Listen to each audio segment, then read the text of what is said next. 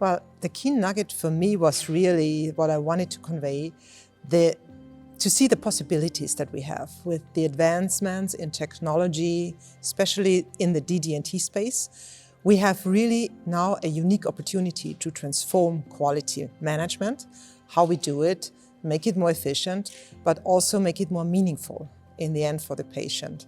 To me, that's the key message. If everyone goes home with that and tries to see the possibilities, then mission accomplished. The other one is probably around risk management, to say really, you need to look very carefully. Where do you prioritize your risks and how do you mitigate them? Put the resources on the right bets, because in the end you want to achieve a business output and you cannot manage every risk that is out there. So be very specific, where are your biggest risks, focus on them and put all the resources behind mitigations.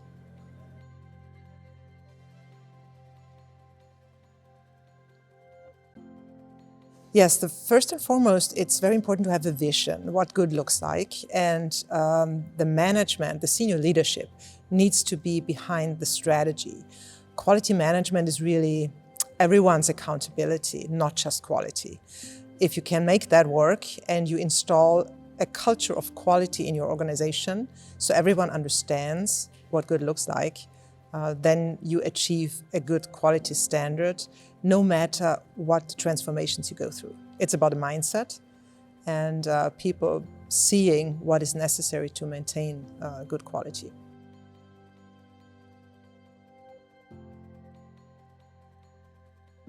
Well, we have a global standard for quality risk management that defines very clearly roles and responsibilities and the systems to use to specify, identify and track risks. We call it a risk register program. So it's kind of prioritizing, again, the biggest risks based on the severity, the probability of occurrence, and the impact or how you can control these risks. So we rank them, and in the end, again, we focus on the most important first. And there's also a feedback loop in the end to say, okay, now we have mitigated the risks and we control them over time. So this feedback loop is very important in a robust risk management system. You use your deviations that occur, you use your changes to go back and revisit the risks and has anything changed over time. And everyone is really involved in this exercise. Again, not just quality, it is every single person in the organization. So training, education, and continuous learning is also key to a good, robust risk management.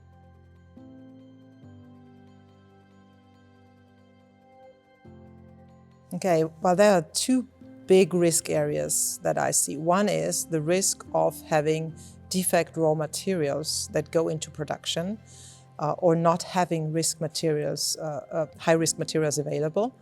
And the other is the contamination that you can have through either microbes or viruses, as we're dealing with the biological raw material in plasma manufacturing.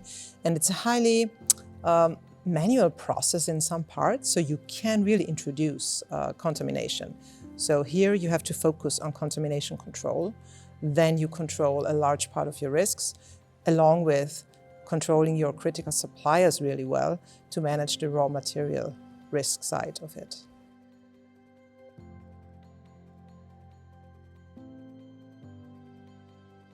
So we do have a quality management system, which is an electronic system that encompasses all the aspects of deviation management, including information we get in from complaints on the products from the market, deviations that occur in manufacturing, human errors, you name it. So we have one system where we define different levels of severity, and then we do the root cause investigation.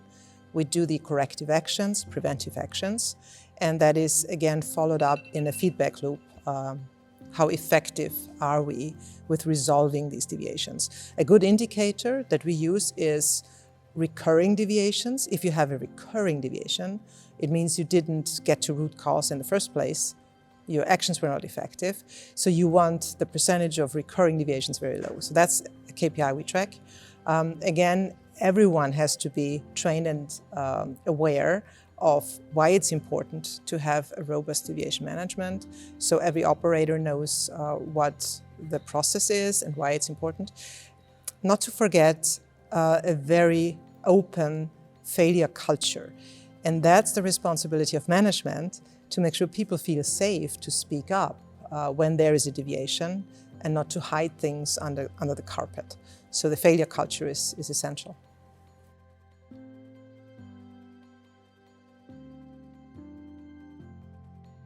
So first of all, we have a fully electronic deviation management system where we have one repository for all the deviations of the different levels and severity stages.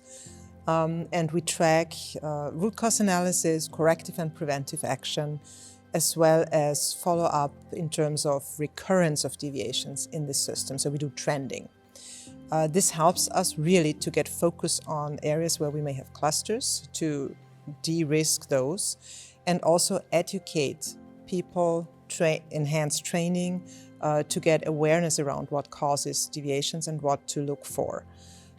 In that context, it's really important to have a good culture, a good failure culture in a company, so that also from senior management down to every level, people dare to speak up when they see some things that are not right, and instead of, shoveling it under the carpet, trying to hide things. So having this open speak-up culture and learning from failures, that is also very important. So we try to do lessons learned on the bigger deviations, where we feel the organization, and not just the site where the deviation happened, can learn to prevent things from happening again in the future.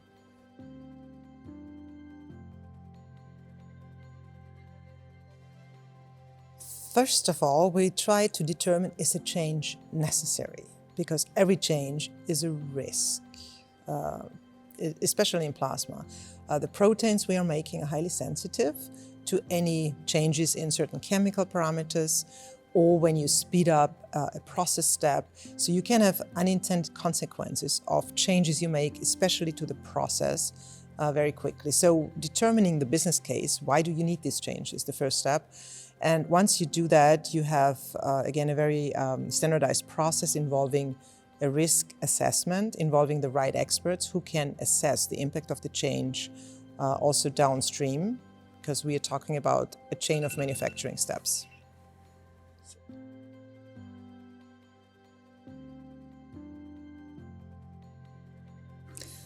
Dramatically. Suppliers are really partners for us. If you treat supplier relationships as a partnership, I think you have half won the case, because that also fosters mutual understanding of the expectations, the limitations and the needs, and the risks. And you can openly discuss if things are not going so well, how to improve them. So a partnership approach, personal interactions, especially in the beginning when you set up a relationship, is key. And then you can also have an effective change management or deviation management in your supplier relationship. Also making very clear what is your long-term need in terms of inventory supply. So there can be planning on both sides, and being very specific on your requirements in terms of the quality of service. So having a good quality agreement and a good business contract helps, of course, be very clear about the expectations.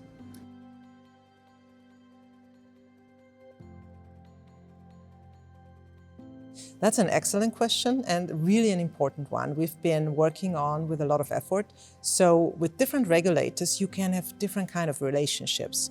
FDA, EMA are usually easy to talk to in a proactive manner. So you can go to these agencies, and we do that, and let them know from time to time about big changes we are planning. Talk about some upcoming submissions or changes to our product. So that builds trust in times when nothing is going wrong. And it helps you resolve topics that may come up at a later point when you have major deviations or maybe a product recall. So building this trust starts when everything is going well. And that's what you have to actively do. It's more difficult in other geographies where there is not such an openness in the administrative services. So China, for instance, it's a bit difficult to set up a proactive communication. But nevertheless, I think it's worthwhile going down that path and putting in the effort and locally engaging people also to help with the cultural situations on how to approach an authority.